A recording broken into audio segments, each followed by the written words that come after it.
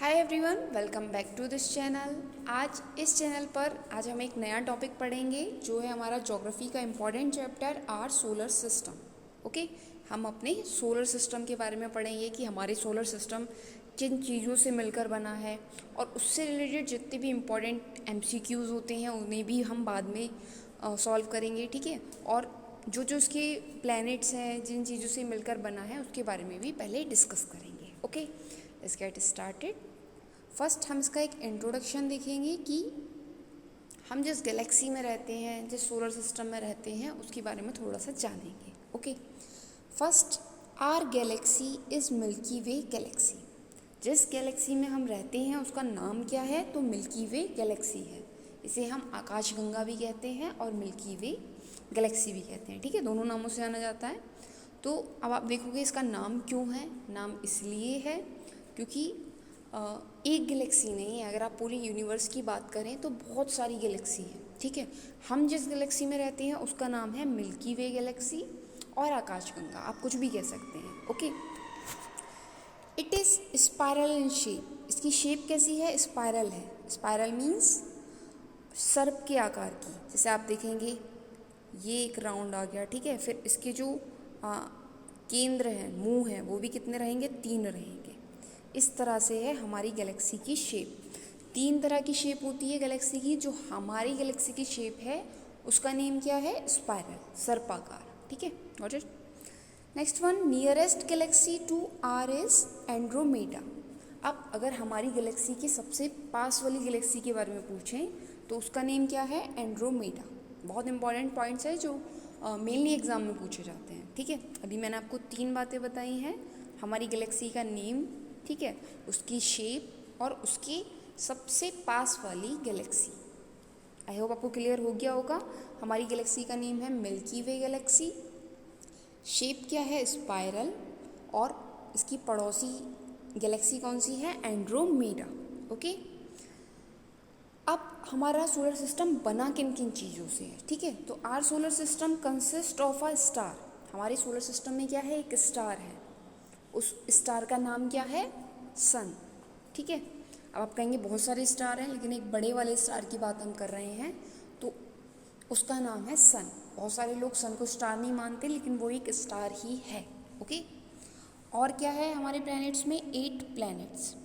हमारे solar system में एक स्टार है, 8 प्लैनेट्स हैं और काउंटलेस, मतलब जिनकी कोई काउंटिंग ही नहीं है, ऐसे एस्ट्रॉइड्स, मेटोयर्स, कॉमेट्स, ठीक है, और सैटेलाइट ऑफ द प्लैनेट्स हैं। ठीक है, तो आपसे ये पूछा जाए कि हमारा जो सोलर सिस्टम है वो किन किन चीज़ों से मिलकर बना है, तो आप बता सकते हैं एक सन है उसमें। ठीक है, और वो सन क्या है? एक स्टार है। और 8 प्लैनेट्स हैं। उन 8 प्लैनेट्स के बारे में अभी हम आगे और अच्छे से पढ़ेंगे। ओके, और बहुत सारे क्या हैं? एस्ट्रॉइड्स, मेटोयर्स, कॉमेट्स और सैटेलाइट। अब सैटेलाइट क्या होती हैं? तो सैटेलाइट हमारे जो प्लैनेट हैं उनके चारों ओर चक्कर लगाती है। जैसे हम अर्थ पे रहते हैं, पृथ्वी पे रहते हैं, पृथ्वी भी क्या है? एक सैटेलाइट है। ठीक है, तो इसके जो चारों ओर चक्कर लगाती है, इसके चारों ओर चक्कर कौन लगाता है? मून। ठीक है, तो मून क्या है? अर्थ की एक सैटेलाइट है। ओके, अब नेक्स्ट हम सबसे पहले देखेंगे स्टार के बारे में थोड़ा सा डिटेल में। ओके, फर्स्ट सन है क्या? एक स्टार है। ठीक है, कहाँ का स्टार है? तो हमारी गैलेक्सी का, और हमारी गैलेक्सी का नाम क्या है? Milky Way Galaxy. Okay, next one, अब सन के पास, आप सबको पता है, बहुत सारी एनर्जी होती है। ठीक है, बहुत सारी एनर्जी होती है। वो एनर्जी बनती कहाँ से, उसको मिलती कहाँ से है? तो उसका आंसर है उसमें फ्यूज़न होता है। किसका? हाइड्रोजन का हीलियम में। मतलब सन में हाइड्रोजन गैस हीलियम में कन्वर्ट होती रहती है, चेंज होती रहती है, जिससे सन को इतनी ज़्यादा एनर्जी मिलती है। तारों में भी यही सब होता है, स्टार में, और सन भी एक स्टार है तो सन में भी यही होता है। क्या प्रोसेस होती है? हाइड्रोजन गैस हीलियम में चेंज होती रहती है। ओके, इसे ही हम हिंदी में नाभिकीय संलयन कहते हैं। ओके, अब सनलाइट, जो हमें सन से लाइट मिलती है, ठीक है, उसे अर्थ तक आने में कितना टाइम लगता है? तो उसका आंसर है 8 मिनट 16.6 सेकेंड। ओके, बहुत बार एग्जाम में पूछा गया है कितना टाइम लगता है, तो ये क्वेश्चंस आपको मालूम होने चाहिए। नेक्स्ट, अब आपने सन के बारे में पढ़ लिया, स्टार के बारे में पढ़ लिया है ना। अब हम 8 प्लैनेट्स के बारे में बात करेंगे। ये प्लैनेट्स क्या हैं, इनके बारे में जो इंपॉर्टेंट क्वेश्चंस हैं वो कौन कौन से हैं जो कंटिन्यूसली पूछे जाते हैं। फर्स्ट आपको एक यहाँ पर इमेज दिखाई दे रही है, इसमें आप सन की इमेज, ये आपका सन है, ठीक है। इसमें आपको एनर्जी दिख रही है, कितना ज़्यादा ब्राइट है ये, ठीक है। इसमें क्या हो रहा है, फ्यूज़न हो रहा है, हाइड्रोजन गैस हीलियम में चेंज हो रही है, ठीक है। और ये जो आपको पिक्चर्स दिख रही हैं ये सब क्या है, प्लैनेट्स हैं, 8 प्लैनेट्स जो क्या काम करते हैं, जो सन के चक्कर लगाते हैं राउंड राउंड।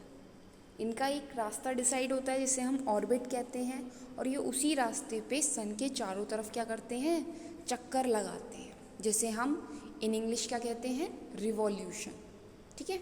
रिवॉल्यूशन मतलब किसी के चारों ओर गोल गोल चक्कर लगाना। अब ऐसा नहीं है एक दूसरे से टकरा जाएं या कुछ कर जाएं, क्यों, क्योंकि इनका एक रास्ता फिक्स होता है जिसे हम ऑर्बिट कहते हैं, और ये उसी ऑर्बिट पे चारों तरफ चक्कर लगाएंगे, ओके। अब आपको इन सब के नेम देखने हैं। आप देखो कि सबसे पास सन के कौन सा प्लैनेट है, मरकरी, ठीक है। मरकरी सन के सबसे पास में है और ये सबसे पहले अपना चक्कर कंप्लीट कर लेती है, ठीक है। जिसका रास्ता भी छोटा है, ऑर्बिट छोटी सी है, ये सबसे पहले अपना राउंड कंप्लीट कर लेती है। फिर उसके बाद है वीनस, फिर अर्थ जिसमें हम रहते हैं, जिस पे लाइफ पॉसिबल है। Next one is Mars, Jupiter, Saturn, Uranus and Neptune, ठीक है। ये 8 प्लैनेट्स है। पहले एक और प्लैनेट था प्लूटो, जिसकी खोज की गई थी, ठीक है। फिर उसको हटा दिया गया, अब उसको प्लैनेट नहीं माना जाता। तो आपको मेनली 8 प्लैनेट्स याद होने चाहिए और इनके नेम याद होने चाहिए कि किस सीरियल वाइज है, और इनके बारे में जो स्पेशल बातें हैं वो भी आपको याद रखनी है, ओके। जैसे सबसे पास का प्लैनेट कौन सा है, मरकरी, और सबसे दूर का प्लैनेट नेपच्यून, सबसे बड़ा प्लैनेट जुपिटर, ठीक है। और जिसकी चारों ओर बहुत ब्राइटेस्ट रिंग्स हैं, तो वो कौन सा है आपका, ये आप देख सकते हो, सैटर्न, ओके। तो अभी हम डिटेल में इन सब के बारे में पढ़ेंगे। तो फर्स्ट है, आपको ये समझना है कि रोटेशन और रिवॉल्यूशन क्या होता है, क्योंकि जब आप इन प्लैनेट्स के बारे में पढ़ोगे तो आपको ये वर्ड्स मिलेंगे, रोटेशन, रिवॉल्यूशन, तो आपको इनका मीनिंग क्लियर होना चाहिए, ठीक है। तो first one is rotation. Rotation क्या होता है, रोटेशन का मतलब होता है घूमना, ठीक है। जैसे आप हो, आप गोल गोल घूम रहे हो, किसी और चीज़ के नहीं, खुद ही अपने आप गोल गोल घूम रहे हो, उसे हम कहते हैं rotation. Refers to an object's spinning motion about its own axis, जब कोई भी चीज़ अपनी खुद की धुरी पर घूमती है, जैसे हम खड़े हैं, हम गोल गोल घूमते रहें, तो वो क्या कहलाएगा, रोटेशन कहलाएगा। हम किसी और चीज़ के अगेंस्ट नहीं घूम रहे हैं, हम खुद अपनी चारों ओर घूम रहे हैं, है ना, अपने आप को ही घुमा रहे हैं, तो वो क्या है, रोटेशन है। अब रिवॉल्यूशन क्या होता है, तो इसे इन हिंदी हम कहते हैं परिक्रमा, ठीक है। Refers the objects orbital motion around another object, इसमें हम क्या करते हैं, किसी अनदर ऑब्जेक्ट, किसी दूसरी वस्तु के चारों ओर घूमते हैं। जैसे अर्थ है हमारी, वो क्या करती है, सूर्य के चारों तरफ चक्कर लगाती है, तो ये क्या है, रिवॉल्यूशन है, ठीक है, क्योंकि वो किसी और ऑब्जेक्ट के चारों ओर घूम रही है। अब ये अपनी एक्सिस पे घूम रही है अर्थ, तो ये क्या कहलाएगा, ये रोटेशन कहलाएगा, क्योंकि वो दो मोशन टुगेदर करते हैं। जो प्लैनेट्स है हमारा अर्थ, वो 2 मोशन टुगेदर करता है, एक साथ करता है। एक तो है रोटेशन, ठीक है। रोटेशन कैसे करता है, अर्थ की अपनी एक एक्सिस है, ठीक है। जैसे हम मान लेते हैं ये हमारी अर्थ है, और हमने ये उसकी एक्सिस मान ली, ये क्या है, उसकी एक्सिस है, मतलब उसकी दूरी है, एक इमेजिनरी लाइन है, ये रियल में नहीं है, हमने ऐसे ही मान लिया। अब ये इसके चारों तरफ ऐसी घूमे पड़ी है, ठीक है, चारों ओर चक्कर लगा रही है, तो ये क्या है, रोटेशन। अब यहाँ पे मान लो बहुत बड़ा सा क्या है, सूरज है, अब ये इस तरह अपने ऑर्बिट पे इसके चारों ओर चक्कर लगाएगी, तो ये क्या हो गया, रिवॉल्यूशन हो गया, ठीक है। तो आई होप आपको क्लियर हो गया होगा। रोटेशन क्या होता है, अपनी धुरी पर घूमना, और रिवॉल्यूशन जब हम किसी दूसरे के चक्कर लगाते हैं, ओके। अब हम देखेंगे प्लैनेट्स के बारे में, okay. First one is mercury, जिसे इन हिंदी हम बुध ग्रह कहते हैं, ओके। बुध ग्रह मरकरी। अब इसका रिवॉल्यूशन टाइम कितना है? 88 डेज। रिवॉल्यूशन मतलब ये सूर्य का चक्कर कितने टाइम में लगाती है मरकरी? 88 डेज में। मतलब यहाँ पे 1 ईयर कितने डेज का होता है? 88 डेज का। और ये fastest revolution in solar system है, मतलब ये सोलर सिस्टम में सबसे तेज घूमती है। कौन? मरकरी। क्यों? क्योंकि ये सन के सबसे ज़्यादा पास में है, तो इसकी जो ऑर्बिट है वो भी क्या है? कम है, इसलिए सबसे पहले चक्कर लगा लेती है। ओके, कितने दिन में लगा लेती है? 88 डेज में। फिर है रिवॉल्यूशन, मतलब ये हम रिवॉल्यूशन ही पढ़ रहे हैं। फिर है its days are scorching hot. Mercury के डेज कैसे होते हैं? मतलब मरकरी पे जो अगर हम टेम्परेचर चेक करें इसके डे का, तो वो कैसा होता है? स्कॉर्चिंग हॉट होता है, मतलब बहुत बुरी तरह से गर्मी पड़ती है। एंड नाइट्स आर फ्रिजिड, और नाइट रात कैसी होती है? जमाने वाली, है ना। It has no atmosphere. अब ऐसा होता क्यों? क्योंकि यहाँ पर कोई एटमॉस्फेयर ही नहीं है। एंड नो सैटेलाइट, और उसकी कोई सैटेलाइट भी नहीं है। ओके, इसका मतलब क्या है? एक बार और क्लियर कर रही हूँ। इसको रिवॉल्यूशन करने में, मतलब अर्थ का सन का चक्कर लगाने में 88 डेज लगते हैं। ओके, जो सबसे तेज़ी से ये चक्कर लगाती है। क्यों? क्योंकि ये सन के सबसे ज़्यादा पास है। ठीक है, तो इसको रास्ता भी कम लगता है। इसका जो चीज़ पास में होती है वो चीज़ क्या करती है? जल्दी से सर्कल कंप्लीट कर लेती है, और जो दूर है तो उसका सर्कल भी क्या होगा? बड़ा बनेगा। ओके, अब इसकी डेज और नाइट का टेम्परेचर क्या है? बिल्कुल डिफरेंट है। डेज में बहुत ज़्यादा गर्मी और रात में बहुत ज़्यादा ठंड। अब ऐसा क्यों होता है? क्योंकि इसका अपना एटमॉस्फेयर नहीं है। अब आप सोचोगे एटमॉस्फेयर नहीं है तो इससे डेज और नाइट का क्या डिफरेंस है? तो ये हीट को अपने अंदर नहीं रोक सकता। जैसे मरकरी सन के सबसे ज़्यादा पास है तो उसको हीट भी सबसे ज़्यादा मिल रही है ना, बहुत गर्म है, लेकिन उसका एटमॉस्फेयर नहीं है तो वो हीट को अपने पास रोक ही नहीं सकता। ओके, वो हीट जो है वो निकल जाएगी अपने आप ही, तो वो रात में कैसा हो जाएगा? बहुत ज़्यादा ठंडा हो जाएगा, क्योंकि हीट ही नहीं बचेगी। ओके, और इसकी कोई अपनी सैटेलाइट भी नहीं है। सैटेलाइट नहीं है मतलब कि मरकरी के चारों ओर कोई भी सैटेलाइट राउंड नहीं लगाती। ओके, आपको याद रखना है, बहुत बार क्वेश्चन पूछा जाता है ऐसा कौन सा प्लैनेट है जिसकी कोई सैटेलाइट नहीं है। अगर ऑप्शन में मरकरी है तो आपको उसको टिक करना है। ओके, अब हम देखेंगे नेक्स्ट वीनस, शुक्र। बहुत इंपॉर्टेंट प्लैनेट है ये। ठीक है, सेकेंड नंबर का है। मरकरी के बाद कौन सा प्लैनेट आता है? वीनस। ओके, ऑल्सो कॉल्ड अर्थ ट्विंस। इसे अर्थ की ट्विंस भी कहते हैं, जुड़वा बहन। क्यों कहते हैं? Because it is slightly smaller than earth, क्योंकि ये अर्थ से थोड़ी बहुत ही क्या है? छोटी है, मतलब उसी की तरह लगती है, इसलिए ही इसको अर्थ की ट्विन कहा जाता है, अर्थ की जुड़वा बहन। और इसको evening star and morning star भी कहा जाता है। क्यों? क्योंकि ये मॉर्निंग में सबसे पहले दिखाई देती है और इवनिंग में भी सबसे पहले। ठीक है, next one is closest planet to the earth.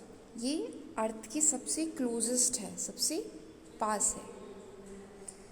Next, it is the hottest planet, सबसे गर्म है। It is because of the greenhouse effect, as its atmosphere contains 90 to 95% carbon dioxide. ठीक है, ये हॉटेस्ट प्लैनेट है, सबसे गर्म है। क्यों? क्योंकि इसके पास ग्रीन हाउस इफेक्ट है, मतलब एटमॉस्फेयर है जो इसकी हीट को बाहर नहीं जाने देता। इसमें क्या है? 90 to 95% कार्बन डाइऑक्साइड है, जिसकी वजह से ये हॉटेस्ट है। हॉटेस्ट होना चाहिए मरकरी को, लेकिन एटमॉस्फेयर नहीं है, इसलिए हॉटेस्ट प्लैनेट कौन है? वीनस। मोस्टली लोग इस क्वेश्चन में गलत करते हैं। इस क्वेश्चन को आपको ध्यान देना है, हॉटेस्ट प्लैनेट वीनस है। रीज़न क्लियर हो चुका है, क्योंकि यहाँ पे ग्रीन हाउस इफेक्ट है, एटमॉस्फेयर है। ठीक है, रोटेट्स बैकवर्ड, ये बैकवर्ड रोटेट करती है।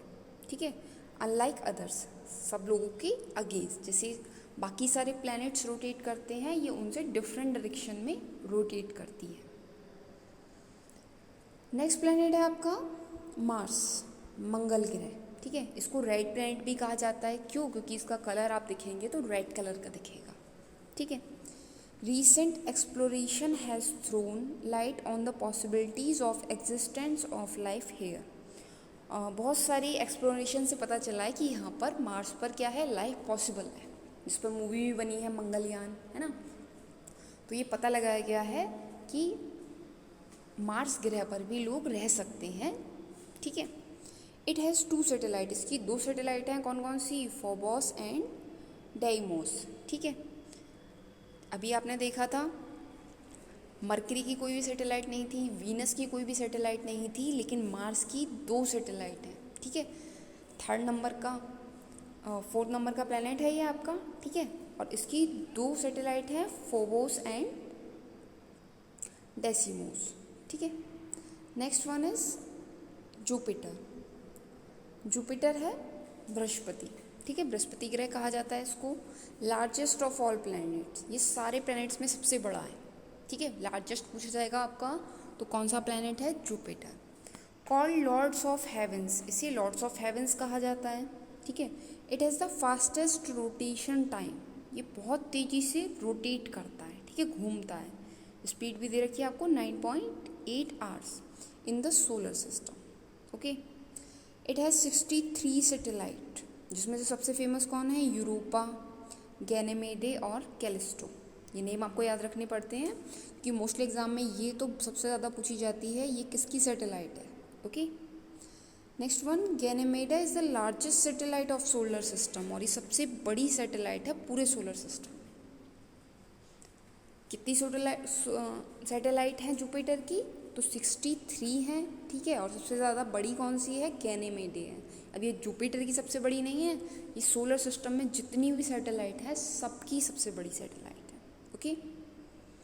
Next one, Saturn, Shani. Shani ग्रह क्या है, second in size after Jupiter. Jupiter सबसे बड़ा प्लैनेट है, उसके बाद अगर हम देखिए सेकेंड नंबर पर कौन सा प्लैनेट आता है, तो सैटर्न आता है, ओके।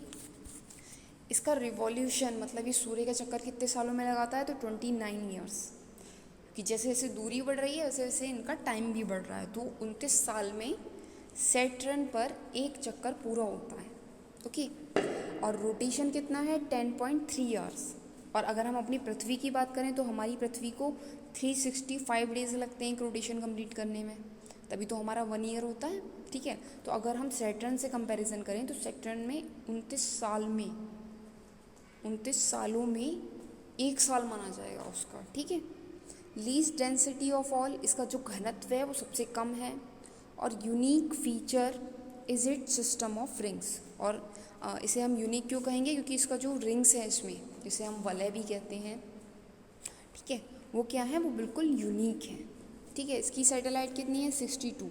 अभी आपने देखा जुपिटर की 63 हैं और सैटर्न की 62 हैं। और सबसे फेमस कौन सी है, Titan, okay. Next one is Uranus, ये आपका 7th नंबर का प्लेनेट है, इन हिंदी इसको अरुण कहते हैं। Rotates from north to south, ये कैसे रोटेट करता है, नॉर्थ टू साउथ, मतलब नॉर्थ डायरेक्शन से। नॉर्थ डायरेक्शन कौन सी होती है, ऊपर, है ना। जैसे अगर हम इस तरह से देखें तो नॉर्थ डायरेक्शन ये है और साउथ डायरेक्शन ये है, ठीक है। तो ये नॉर्थ टू साउथ रोटेट करता है। It is inclined at an angle of 98 degree to its orbit, ये 98 डिग्री पे क्या करता है, इंक्लाइन करता है, मतलब झुका हुआ होता है। Surrounded by a system of 9 फेंट रिंग्स, और इसके चारों ओर कितनी रिंग्स होती हैं, 9, ओके। हैज़ 27 सैटेलाइट, इसकी कितनी सैटेलाइट है, 27। और सबसे फेमस कौन सी है, मिरांडा और एरियल, है तो और भी सारी, 27 है ना, लेकिन सबसे फेमस के नेम आपको याद होने चाहिए, मिरांडा एंड एरियल। अब आपका लास्ट बचा है, आपका प्लैनेट है नेपच्यून, वरुण। इसके बारे में सिर्फ आपको 2 बातें याद रखनी है। इसका रिवॉल्यूशन होता है 165 ईयर्स, क्योंकि ये सबसे ज़्यादा दूरी पर है सन से, तो इसका जो ऑर्बिट है, रास्ता है, वो भी क्या है, सबसे लंबा है। तो इसको 165 ईयर्स लगते हैं अपना रिवॉल्यूशन कंप्लीट करने में, और रोटेशन कंप्लीट करने में लगते हैं 15.7 डेज। और पृथ्वी को रिवॉल्यूशन करने में लगते हैं 365 डेज, और रोटेशन करने में 24 आवर्स, तभी तो हमारा एक दिन होता है, ठीक है।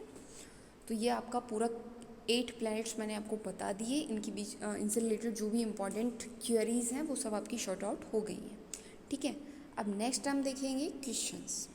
फर्स्ट क्वेश्चन है आपका, which is the planet nearest to the sun, sun के सबसे नियरेस्ट प्लैनेट कौन सा है। मतलब सन के सबसे पास का प्लैनेट, अर्थ, मार्स, मरकरी और सैटर्न। आंसर करना है आपको, तो इसका राइट आंसर है आपका मरकरी। ठीक है, मरकरी क्या है? सन के सबसे पास का ग्रह है या प्लैनेट है। आपको 8 प्लैनेट की लोकेशन पता होनी चाहिए कि कौन सा प्लैनेट किस पोजीशन पे है, सन से कितनी दूरी पर है। ठीक है, अगर हम लार्जेस्ट स्मॉलेस्ट पूछें तो ये सब आपको क्लियरली पता होना चाहिए। Next one is which is the planet farthest from the sun. सबसे फारथेस्ट मीन्स सबसे दूर वाला प्लैनेट कौन सा है? Neptune, mercury, Jupiter, Uranus. ठीक है, तो इनमें से आपको सबसे फारथेस्ट बताना है। मरकरी तो है नहीं क्योंकि मरकरी तो सबसे पास में है, जुपिटर बीच में है, यूरेनस 7th नंबर का है ना।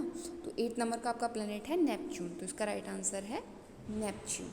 ठीक है, इन हिंदी वरुण ग्रह। Next is the hottest planet in our solar system. Hottest planet कौन सा, सबसे गर्म ग्रह? Venus, Jupiter, Mercury, earth. अब बहुत सारे स्टूडेंट इसमें गलती करते हैं।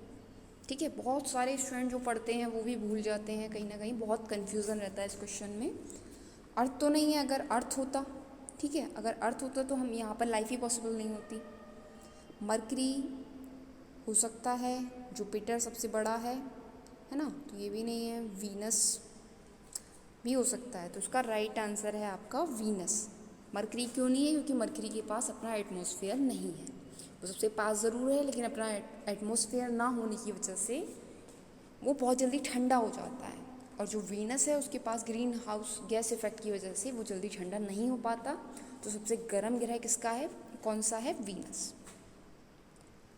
Next one is the largest planet. सबसे बड़ा प्लैनेट कौन सा है? Uranus, Mars, Jupiter, Saturn.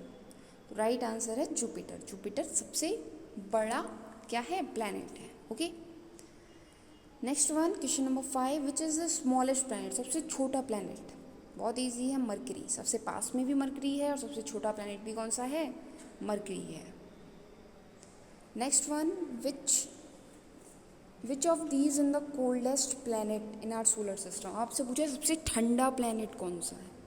अब बहुत सारे बच्चे इसका भी रॉन्ग आंसर करते हैं। ठीक है, वो क्या टिक कर देते हैं? नेपच्यून।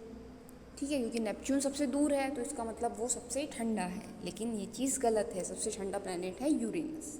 ठीक है, तो उसका राइट आंसर है यूरेनस। सबसे कोल्डेस्ट प्लैनेट यूरेनस। इसको आप ऐसे याद रख सकते हैं, कोल्डेस्ट पूछा है तो सेकेंड लास्ट है ना, और अगर हॉटेस्ट पूछा है तब भी आपके सेकेंड नंबर का प्लैनेट है। ओके,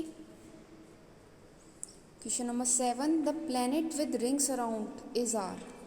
ऐसे प्लैनेट का नाम बताना है जिसके चारों साइड क्या होते हैं? रिंग्स होते हैं, वलय होते हैं। ऑप्शन है आपके पास Jupiter, Uranus, Saturn, all of the mentions. मतलब जितनी भी ऑप्शन हैं ऊपर के वो सभी सही हैं। तो बहुत सारे बच्चे इसका भी गलत आंसर करते हैं सैटर्न, कि सैटर्न के जो रिंग्स हैं वो सबसे ज़्यादा ब्राइटेस्ट हैं, सबसे ज़्यादा। अगर आप कोई भी पिक्चर देखते हैं तो आपको उसी पे दिखाई देंगे। ठीक है, लेकिन इसका राइट आंसर है ऑल ऑफ द मेंशन, क्योंकि जुपिटर, यूरेनस, सैटर्न और नेपच्यून 4 ऐसे प्लैनेट हैं जिनके चारों साइड क्या होते हैं? रिंग्स होते हैं। Okay, question number 8 is called the red planet. Red planet किसे कहा जाता था? अभी प्रीवियसली हमने देखा था मार्स। मार्स को रेड प्लैनेट कहा जाता है। ठीक है, क्योंकि वहाँ पर रॉक्स वगैरह भी हैं, चट्टानें भी हैं। अब ये आपको अरेंज करने का एक क्वेश्चन मिला है, arrange the following planets in ascending order of their distance from the sun. Sun से डिस्टेंस के अकॉर्डिंग आपको असेंडिंग ऑर्डर में प्लैनेट्स लगाने हैं। असेंडिंग कैसा होता है? मतलब पहले सबसे छोटा, फिर उससे बड़ा और फिर उससे बड़ा। 5 ऑप्शन है आपके पास, Jupiter, Venus, Mercury, Mars and Earth. ठीक है, तो इसमें से आपको बताना है सबसे छोटा प्लैनेट कौन सा है, फिर उससे बड़ा, फिर उससे बड़ा नहीं, आपको ascending order of their distance from the sun. Sun से डिस्टेंस की मैटर में लगाना है, मतलब सन से कितनी दूरी पर है। ठीक है, अब सबसे पास में कौन है सन से? मरकरी, फिर वीनस, अर्थ, मार्स ना, जुपिटर। तो यही सीरियल है आपका। आप देख सकते हैं सबसे फर्स्ट नंबर पे है मरकरी, फिर सेकंड पर वीनस, थर्ड अर्थ, फोर्थ मार्स और फिफ्थ जुपिटर। तो यही आंसर आपको देखना है, थर्ड, फिर सेकेंड, फिफ्थ, फोर्थ, फर्स्ट। तो आपका बी आंसर सही है। सबसे पहले मरकरी होता है सन के पास, फिर वीनस, थर्ड नंबर पर अर्थ, फोर्थ पर मार्स और फिफ्थ पर Jupiter. Next one is the third planet. Third planet का नाम बताना है आपको, मतलब सन से डिस्टेंस के अकॉर्डिंग थर्ड नंबर पे कौन सा प्लैनेट है। अभी आपको क्रम याद होगा तभी आप इसका राइट आंसर दे सकते हो। जैसे फर्स्ट नंबर पे मरकरी, सेकेंड वीनस और थर्ड पर अर्थ। अर्थ कौन से नंबर का प्लैनेट है सन से दूरी के अकॉर्डिंग, तो थर्ड। ठीक है। Next one, the moon is the earth. Moon earth की क्या है, चांद। अर्थ से किस तरह बिलोंग करता है, नेचुरल सैटेलाइट है, स्टार है, प्लेनेट है, या इनमें से कोई नहीं है। ठीक है, तो ये मैंने आपको स्टार्टिंग में ही बताया था, moon is the natural satellite of the earth. ये इसका प्राकृतिक उपग्रह है, मतलब उसे हमने नहीं बनाया, वो मैन मेड नहीं है। वो कैसा उपग्रह है, ऑटोमेटिकली बना हुआ है, ईश्वर ने बनाया उसको। ठीक है। Next one, which of the flying planets in the solar system take the shortest revolution. सबसे कम रिवॉल्यूशन का टाइम कौन सा प्लैनेट लेता है, वीनस, नेपच्यून, मार्स, मरकरी। तो जो सबसे पास है वही सबसे कम टाइम लेगा, तो उसका राइट आंसर है मरकरी। ठीक है, मरकरी को सूर्य का चक्कर लगाने में सबसे कम समय लगता है। कितना टाइम लगता है, 88 days. Next one, which planet in the solar system has the highest density. सबसे ज़्यादा डेंसिटी, घनत्व कहाँ पर है, कौन से प्लैनेट में है, अर्थ, नेपच्यून, यूरेनस, जुपिटर। उसका राइट आंसर है आपका अर्थ। अर्थ में सबसे ज़्यादा क्या है, डेंसिटी है। Okay. Question number 14, what is the great red spot on Jupiter. Jupiter पे जो रेड स्पॉट है, ग्रेट रेड स्पॉट है, वो क्या है, ए लेक, ए ग्रेटर, अ स्टॉर्म, अ वोल्केनो। तो आप उसका राइट आंसर बताना है। इसका राइट आंसर है अ स्टॉर्म। जो ग्रेट रेड स्पॉट है जुपिटर पे, वो किसकी वजह से है, अ स्टॉर्म, एक तूफान की वजह से। ओके। आज की क्लास में इतना ही। अगर आपको ये क्लास अच्छी लगी है और आप चाहते हैं ऐसी वीडियोस और आएँ तो इस चैनल को लाइक करें, सब्सक्राइब करें और शेयर करें। Okay, thank you for watching this class.